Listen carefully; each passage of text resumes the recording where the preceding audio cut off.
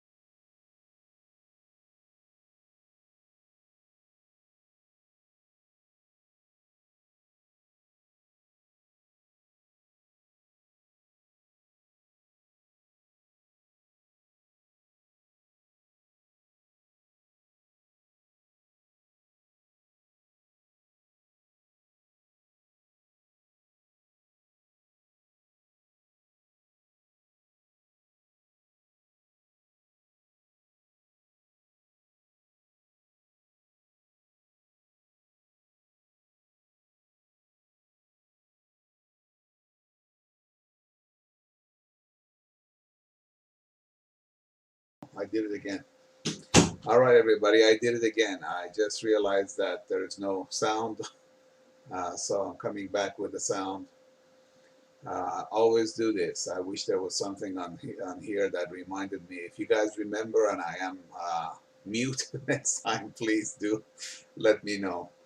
Welcome to the third live cast of Rumi. I hope you're enjoying the series. And today I'm going to try a couple of new things, both technically and poetically. I'm going to share a phone number with you at some point so that you can actually call in and talk to me while we are live. Remember, there's a 20-second delay, and when you do call, turn off or mute your computer so that it doesn't interfere with the 20-second forward that we are. Um, Other than that, we're going to do our normal routine. It's a little different this time. I'm going to actually start with the poem and then from the various parts of the poem digress into the meanings instead of the normal slideshow that I do with what's to come, and then we do the poem. So we'll try it that way today. Um, I think the no sound is now okay. We are all okay with that. And from this point on, I think we go straight into our poem. And then, in about at the end of the poem, I'm going to try the call-in thing and see if you have any questions that way. So here we are.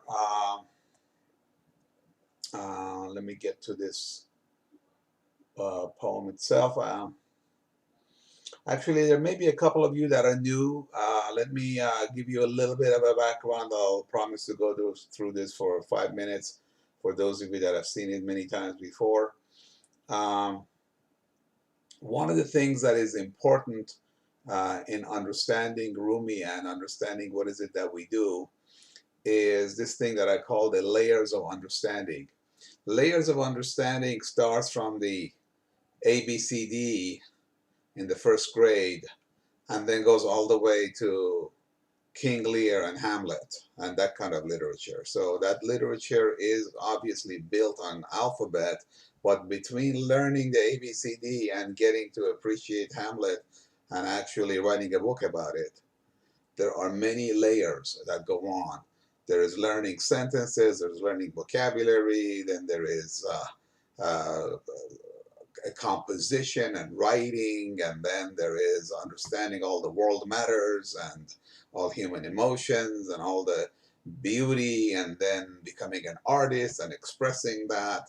And then between hundreds of thousands and millions of artists, you become a Shakespeare and write the Hamlet, which is at the very end of that journey.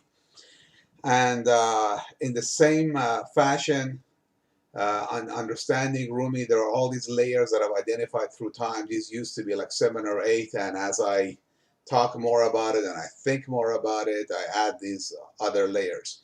So in every poem of Rumi, or every poem, especially Persian poem, which has rules and regulations about how to actually put the words and the beats and the rhymes together, as opposed to the Western form of poem, which is pretty uh, liberal with what it allows you to do. You can basically call anything a poem as long as it has some kind of a harmony or a melody or some kind of a rhyme to it. That's a poem. But in Persian, there is very strict rules about how you actually can use a template of beats and rhymes, and then within that template express what you're going to express. And that is the mastery of the poem, is how well you can do that, how well you can adhere to the rules. And every time you come back to the beat or the harmony or the rhyme, you deliver an earth-shattering bomb of meaning with each one of them. And when it comes beat after beat after beat after beat, then your spirit flies. And that's what Rumi does. So in every poem, and by every poem again, I mean the classical Persian poetry, the rhythm and measure are there, and every human being understands rhythm and measures. Don't have to speak any language to understand rhythm. So a rhythm can be a dancing rhythm, it can be a slow rhythm, it can be a rhythm that puts you to sleep. Yeah, we have many different kinds of rhythms, especially if you play the drum. And I'm not going to go through every single one of these in detail, but let's just talk about rhythm so you understand how we read the rest of them. So with a rhythm in the poem that we're going to be reciting today, which is In Bar Man Yekbaaregee, I call it all of a sudden in English. این بار من یکبارگی در عاشقی پیچیده ام، این بار من یکبارگی از عافیت ببریده ام، دم دم دم دم دم درم دم دم درم دم دم درم دم دم دم دم دم دم دم دم درم دم دم درم. This rhythm goes all the way through the 30 and some verses of this poem, and it is a rhythm that is a dancing rhythm again, and it's always a dancing rhythm with Rumi, who celebrates every single micro second of life and tries to live it to the fullest and the most meaningful. And hopefully that is what we are here to also encounter, learn, experience, and live. So there is a rhythm, and then there's harmony, and then there is the word meanings, and that's a whole discussion of its own of what meanings are in words. And in a very short summary, the two languages, when you translate from one language to another, the words don't totally fall on each other 100%. They overlap. Sometimes they're distinct and they don't exist in the other. Sometimes they're exactly the same. And then within that challenge, how do you translate a poem? And then there is biblical and historical mythological layers when it refers to Joseph or Jacob, or refers to Abraham. Each one has a significant meaning when he does that. He is not just coincidentally calling out those names. There are meanings when he says Joseph. There is distinctive meanings that if you go back to the original text and read about how Joseph was presented in the Old Testament, you'll see what the relationship with the concept at hand. Very important that between the black and the orange there is a boundary, and the black and orange, this is the boundary. You have to do the black on your own. You learn the rhythm and harmony and the words and the mythology and all of that. This is what somebody can teach you in college, reading a book, in a video, or in a live cast. Somebody else can teach you this stuff. And that takes you all the way to the wonder layer. And what is the wonder layer? That is when I take you to the edge of the Grand Canyon, and you and I are standing 1 inch from that multi-thousand foot drop, and I say, here it is. And you look at it and you say, oh my God. And I look at you and I say, oh my God. That is the wonder layer. And that is hopefully what I can get you to in these readings. And from that point on, after you wonder, then the awakening that needs to take place in you, and the love that needs to come about as part of that, and the hero that will make you, if you adhere to that in your lifetime and actually follow that path just like it is described, that will make you a hero. That will make you the person that you promised to become before you were born and you came into this world. There was a time that you promised somebody that you're going to become something and do something incredibly important, and that's why you came here. And if you think hard about it, if you meditate, you will remember what it was, and hopefully in this lifetime you will perform that and you will return proud. So the hero layer is what emanates out of all of this practices that we're doing here. And then once you become that hero, then you will become one with the infinite. And then number 14 is when you become silent and you just become part of the fixture of truth and the universe. And you don't need to say anything more. You just emanate. You just observe, emanate, and see that as part of your emanation, others start to bloom. In old Persian, they used to say, the reason that we have all of these colorful flowers and this beautiful nature and all these incredible things that happen right in front of our eyes, like, a egg turning into a chicken, or, anything in nature is a miracle. The reason that everything is just the most amazing thing, but bring it one notch down and just think about the blooming of the flowers on the hillside. The reason that flowers bloom and trees become green and grow, it is a reaction to the love of the sun, because the sun gave its love, its energy, its light, its warmth, with no expectation. Just like love should be. It gave it with no expectation, and as a result, these beauties reflected. It was kind of like a thank you to the warmth and the love that the sun gave. And going back to this thing here, the silence layer, the sun is silent. It shines, it gives forever, without ever even thinking about getting anything back. So that is the layer of understanding. Let me go back and see if there's one more thing, and this is also important. This staircase. This staircase is the generalized path that many people take in this life, especially if you take the path of religion. There is you, there are your parents, there are your own family traditions, there are all the religious traditions, and then from there you have certain inscriptions, and then from there you have certain beliefs, and from there you have a certain prophet, and then from there you have a certain God, and that's it. And everything happens in this realm here. What I want to invite you to consider here is that that path is not limited, and it doesn't end at a thing called God, which we don't know anything about. It actually is infinite, and there is no end to it. So I said here that there is you, me, Rumi, Shams, who Rumi says he learned everything from Shams. And then there was some mentor to Shams, and then there was his mentor, and then there were many, many, many, many, many other people.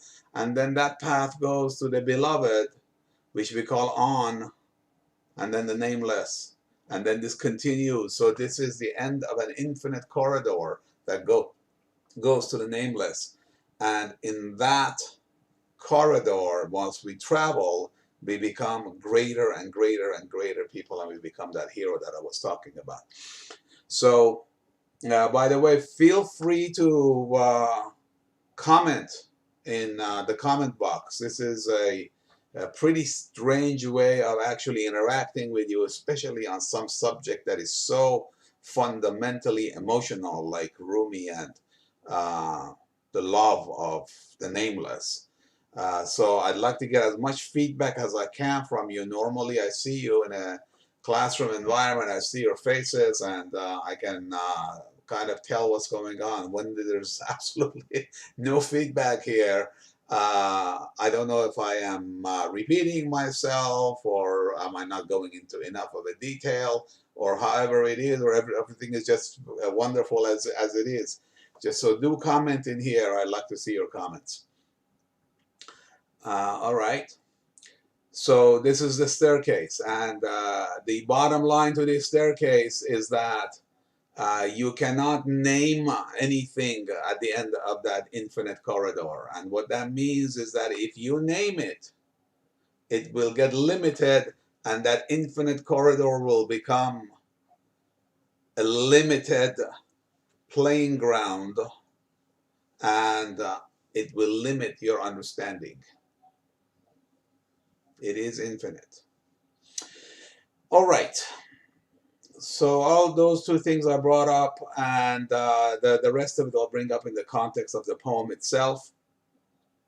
The song that you heard in the beginning is the poem that we're going to be reciting here. I'm going to play you. Oh, somebody did comment. Thank you, Declan King. They like the staircase. So let me play the song, but I'll be here. Don't worry, I'm not going to go like I did last time. So let's play the song. And I'm going to make it a little quieter so that you can hear me probably. So this song goes with this poem. Oh, this poem does not have it's a technical thing, don't worry about it. Let me go back to the poem here. All right. And let me see if I can do this on the fly. Give me a second here so that I add the song, which is an audio. It's actually a media capture. Media share, add source, add source.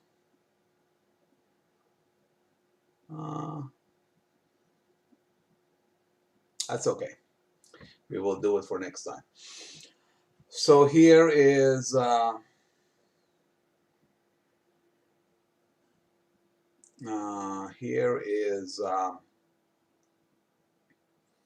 poem.